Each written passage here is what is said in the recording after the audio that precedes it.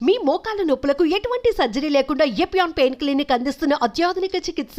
First early morning 4 o'clock లేస్తాను. 4 o'clock లేచిన తర్వాత మెడిటేషన్ చేసుకుంటాను.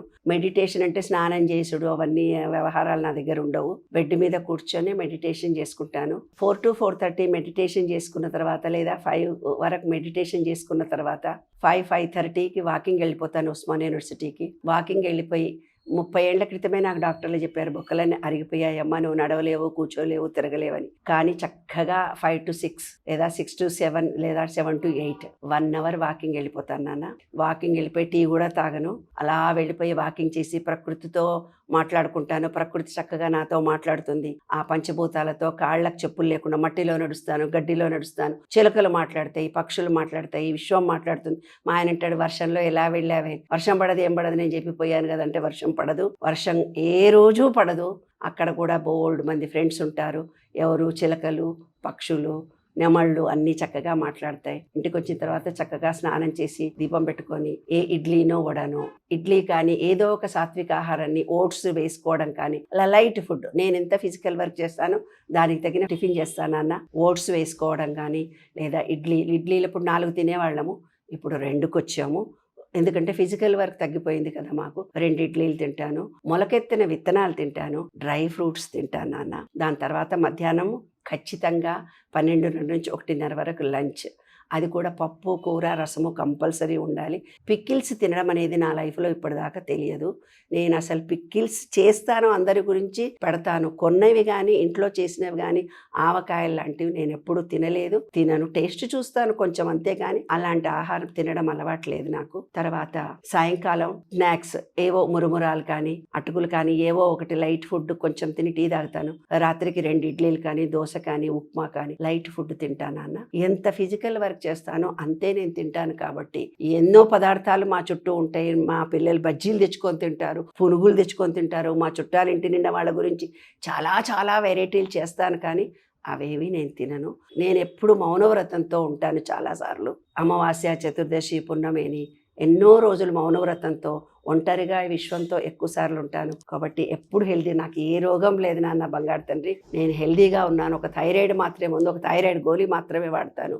హ్యాపీగా, ఆనందంగా, సంతోషంగా. ఎందుకంటే మన హృదయము విశాలంగా, ప్రేమతో, కృతజ్ఞతతో ఈ విశ్వంపై అందరిపై ఉండి, అందరు ఎలాగున్నా వాళ్ళని ఎక్సెప్ట్ చేయగలిగే మనసుండి, అందరూ నిమిషం బాగుండాలని వాళ్ళ గురించి చిన్న క్రిటిసిజం కూడా నాకు చేత కాదు. ఎవరి మనసు నొప్పించడం నాకు చేత కాదు. అలాంటి మాటలన్నీ ఈ విశ్వం ఇష్టపడదు. కాబట్టి విశ్వానికి ఏది ఇష్టమో మనం అందరినీ ప్రేమించాలి. అందరూ నీ చుట్టూ ఉండేవాళ్ళు నిన్ను పొగిడేవాళ్లే ఉండరు, నిన్ను క్రిటిసిజం చేసేవాళ్ళు కూడా ఉంటారు, నిన్ను ఈర్ష్యపడే వాళ్ళు కూడా ఉంటారు, నీ ఈగోను దెబ్బతీసే వాళ్ళు కూడా ఉంటారు, నిన్ను అవమానించిన వాళ్ళు కూడా ఉంటారు. ఈ విశ్వంలో మొత్తం మన అందరూ మన చుట్టూ మన వాళ్లే ఉండరు, కానీ వాళ్ళు మనం ఎంచుకున్న వాళ్లే. కాబట్టి వాళ్లకు కృతజ్ఞత తెలుపుతూ ఎప్పుడూ ప్రేమగా ఉండి, కృతజ్ఞతతో ఉండి, ఆనందంగా వాళ్ళతో ఎంజాయ్ చేస్తూ ఆనందాన్ని పంచుకుంటూ ఉండండి. ఈ క్షణము, ఈ రోజు, ఇప్పుడు మాత్రమే మీరు. రేపటి గురించి ఎక్కువగా టెన్షన్ పడకండి.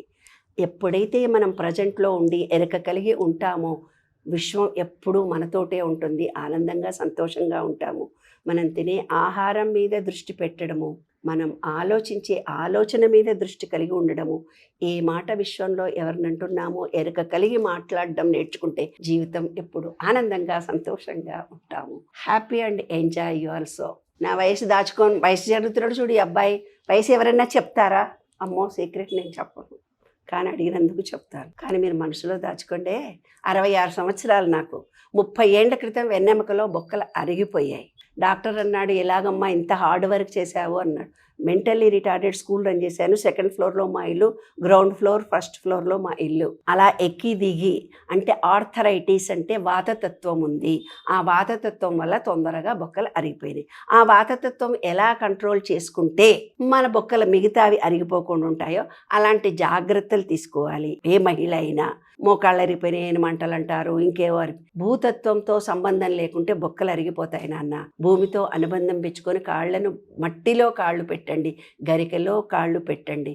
అందరము బాగుంటాము, మీరు బాగుంటారు. అందరూ బాగుండాలని మనస్ఫూర్తిగా కోరుకుంటున్నాను. బాయ్.